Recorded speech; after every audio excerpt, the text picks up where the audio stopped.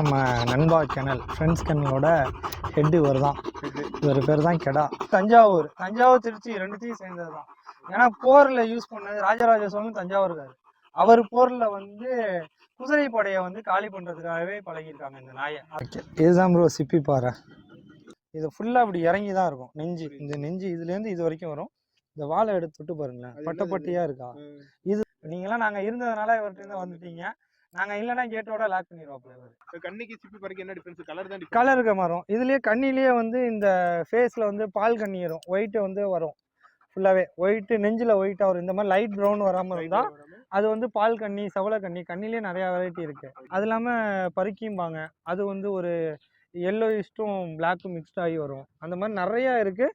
ஆனால் அதோட எல்லாமே வந்து இந்த மூஞ்சி, நெஞ்சு, இந்த மாதிரி நெஞ்சு இறங்கி இருக்கணும். பால் பார்த்தீங்கன்னா அந்த பட்டை இருக்கும். உட்கார், கீழே உட்கார், அப்படியே உட்கார்.